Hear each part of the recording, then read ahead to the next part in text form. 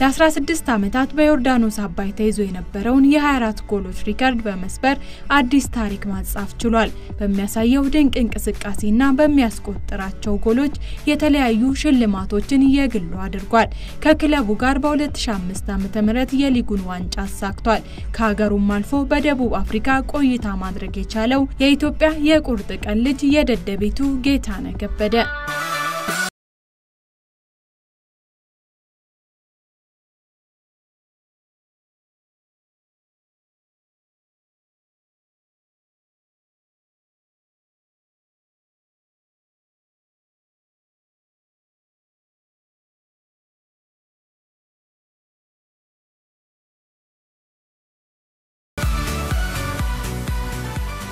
ጌታነህ በደቡባ ከተማ ዲላ የተወለደ ሲሆን ለቤተሰቦቹ አራተኛ ልጅ ነው።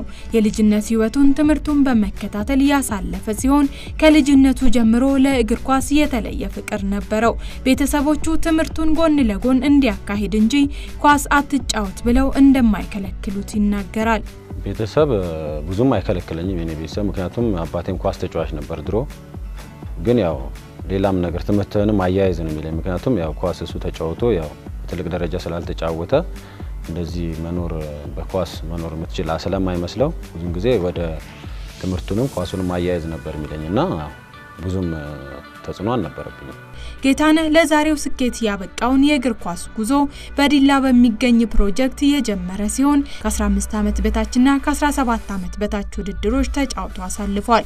ተጫዋቹ በቀድሞ ስሙ ዳራ ተብሎ በሚጠራውና በአሁኑ ሲዳማ ቡና በሆነው ክለብ የተቀላቀለ ሲሆን ክለቡን ከአዲስ አበባ ሻምፒዮና ወደ ብሔራዊ ሊግ ማሳደግ ችሎ ነበር። በወቅቱም በአሰልጣኝ ለውጥ ምክንያት ከክለቡ እንደተቀነሰ የሚናገረው ጌታነህ በአሰልጣኝ ዘላለም ሽፈራው ጥሪ ቀርቦለት ደቡብ ፖሊስን ተቀላቀለ።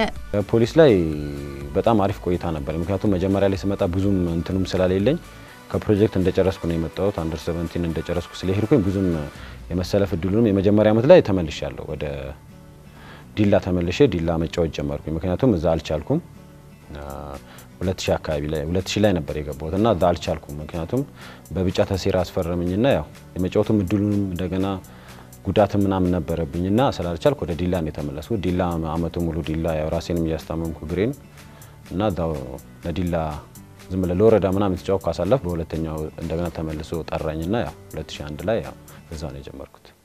በደቡብ ፖሊስ ውጤታማ ጊዜያትን በማሳለፍ በውድድር አመቱ 16 ግቦችን በማስቆጠር ኮከብ ተጫዋች ሆኖ መጨረስ የቻለ ሲሆን ይህም በ75000 ብር የደደቢት እግር ኳስ ክለብን ለመቀላቀል አስችሎታል። ተጫዋቹ በአዲሱ ክለቡ የነበረውን አቀባበል እንዲያስታውሳል። ሐዋሳ ከነማ ወደ 4 ልጆች ነጀማል ጣሰውና ፍጹም ዳንኤል ደርቤና ሙልጌታ ምረት በጣም ብዙ ነው ከሐዋሳ የመጣ ነውና ብዙም እንትን አዲስ አልሆነብኝም ክለቡ እና አቀባበላቸውም የዛ ሰዓት ነኮኔል አወል ምናምን ስለነበሩ ብዙም አቀባበል ላይ ብዙም እንትን አላለ። ከደደቢት ጋር ጥሩ ጊዜን ማሳለፍ የቻለው ጌታነህ በ2003 ዓመተ ምህረት የኮከብ ግብ አግቢነቱን ሽልማት ከአዳነ ግርማ ጋር በጋራ መውሰድ ችሏል።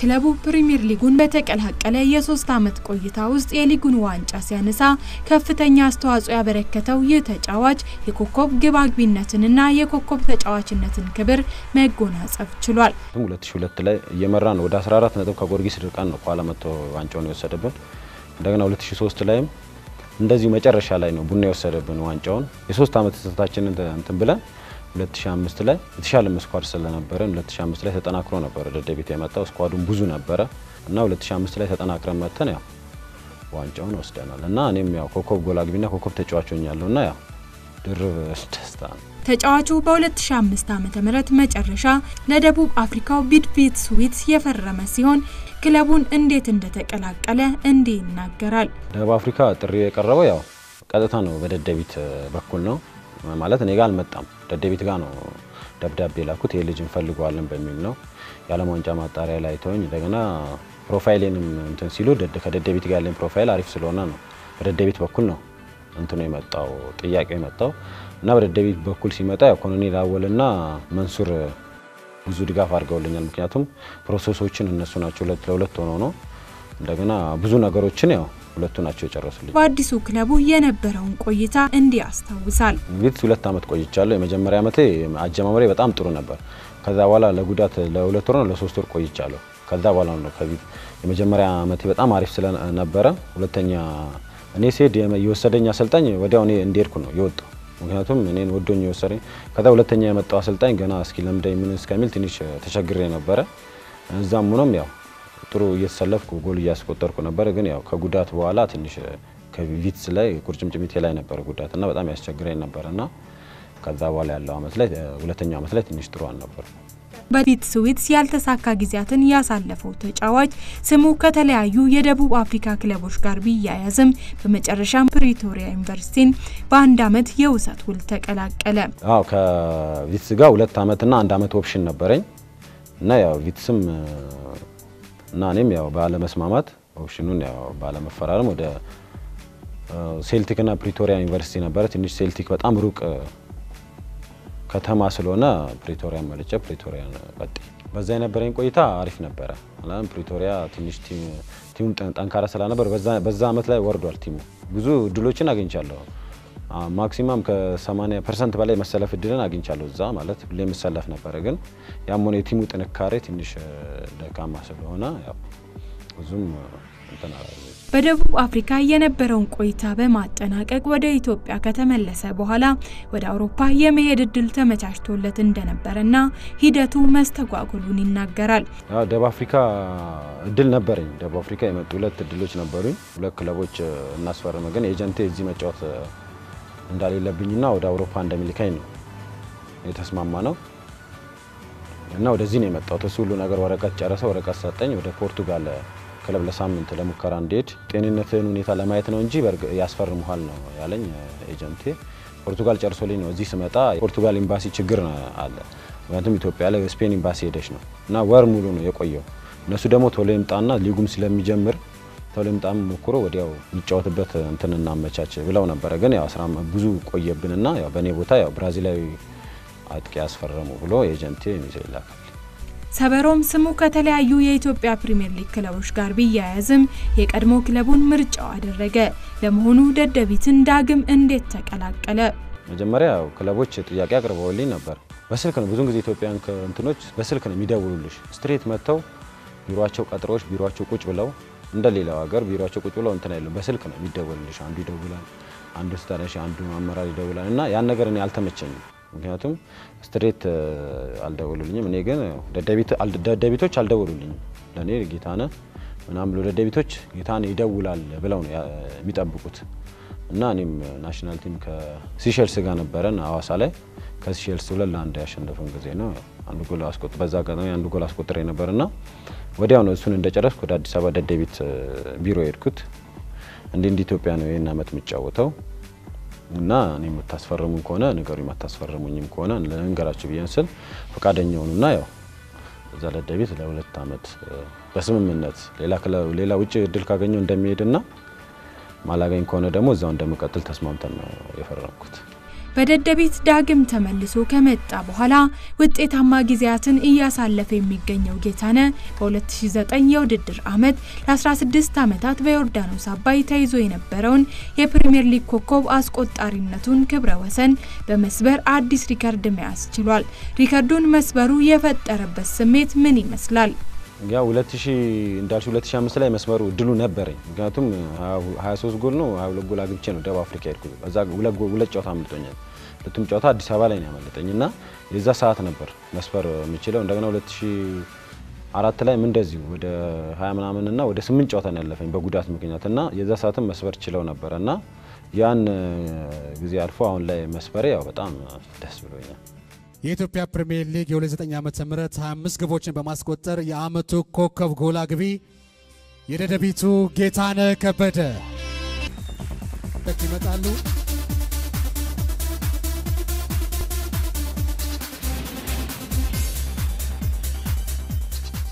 በደደቢት ክለብ አብረውት የሚጫወቱ የቡድን አጋሮቹ ጌታነ ስላለው ብቃት እንዲመሰክራሉ። Getane is a very good player. We play way back in South Africa. ጌታነ ምርጥ ተጫዋች ነው። በደቡብ አፍሪካ አብረን ስለተጫወትን በደንብ አውቀዋለሁ። ጌታነ ያለው ብቃት በአመቱ መጨረሻ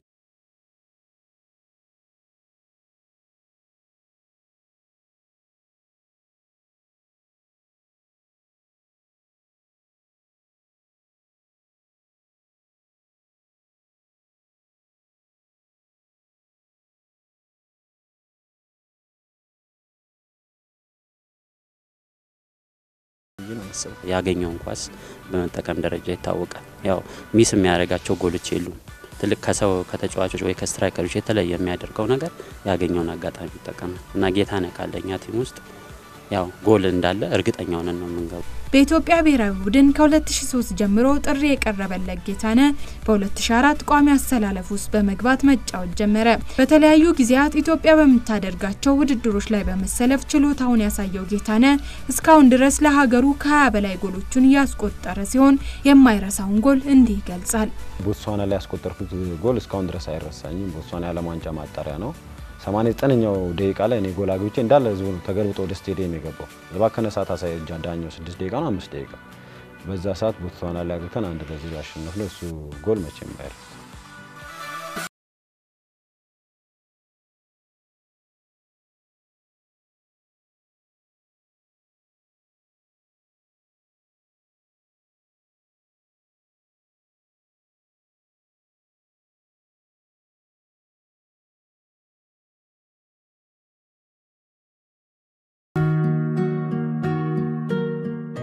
ኳስ መጫወትና ኳስ ማየት ነው እኔ በጣም ያስደስተኝ።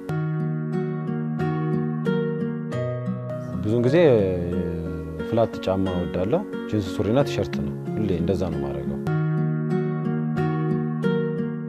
እኔ አሁን ላይ ማደንቀው ክርስቲያኖ ሮናልዶን ነው። ከሀገር ውስጥ መልስ ሙክሳን አቤልን ምናምን ለኔ በጣም ጥሩዎች ናቸው። ኢትዮጵያ ላይ የለም። አምና እንዳይሽ እንደሆነ አንድ ቲም ላይ ብቻ ነው መከላከያ ላይ ብቻ ነው ያላገባውት እና የመከላከያም ተከላካዮቹ ከብደውኝ ሳይሆን የደርቢ ጨዋታ ስለሆነ ነው መከላከያና ደደቢ ሲገናኝ እንደ ደርቢ ነው የሚታየው እና ያ ስለሆነ እንትኑም ስላለ ተጫዋቾችም ሁሉም እንትን ጆክቻ ምናምን ስላለ ነው እንጂ ያው የሚከብደኝ ተከላካይ የለም። የሴት ጓደኛ አለ ሰብሮም የሚለው ስም ሊወጣልኝ የቻለው ከያንግ አፍሪካ ጋር አፍሪካ ኮንፌዴሬሽን ላይ ነው ስንጫወት ነው። ጌታነህ መልበሻ ክፍል መጥተው ቅጥል ስም ምናምን ሲሉኝ አይ አንተ ተሰጥቷል። ማን ነው የኔ ስም የለኝም ቅጥል ስም ምናምን ስላቸው አይ ሰብሮም ብለዋል ምናምን አለ። ማን ያለ ማሰብ ኮሎኔል አው እና ያው ለምንድነው ሰብሮም ያለ ስል ያው በቸገረን ሰዓት ላይ ጎል ያገባልናል ጌታነህ። በፊትም ስንታገር በቸገረን ሰዓት ላይ የሚደርስልን ሰው ስለነበረ ሰብሮም ብያለሁ አለ። ያ በመጀመሪያ እግዚአብሔርን አመሰግናለሁ። እዚህ ደረጃ እኔ ብዙን ጊዜ ተጎድቼም አላቅም ከጉዳት ጋር ምናምን ሆኜም አላቅምና እግዚአብሔርን በዚህ አጋጣሚ አመሰግናለሁ። ከዛ መቀጠል ቤተሰቦችን አመሰግናለሁ። በኔ እግር ኳስ ህይወት ላይ ብዙ ሰዎች አሉ እና ገብረየስ የሚባል ከዲላ ከፕሮጀክት ጀምሮ ያሰለጠነኝ ገብረየስ፣ ሌላም አንደርሳቲ ላይ ሲሰለጠን ጋሽ አድማሱ የሚባሉ ዘላለም ሽፈራው አለ። ዘላለም ሽፈራው እኔ ኳስ ወደዚህ እንዲ ደረጃ እንድደርስ ትልቅ አስተዋጽኦ የሆነኝ ሰው ነው። ከዛ በመቀጠል እነ ውበቱ እነ ገብረ መድን ኃይሌ እና ንጉሴ ብዙ ሰዎች አሉ። እነ ሰውነት ቢሻው ያው እግር ኳስ ተጫዋች ስትሆኝ ብዙ ሰዎች ኋላ የሚደግፉሽ አሉና እነዚህ ሰዎች ለኔ እግር ኳስ ትልቅ ቦታ ያላቸው ሰዎች ናቸው።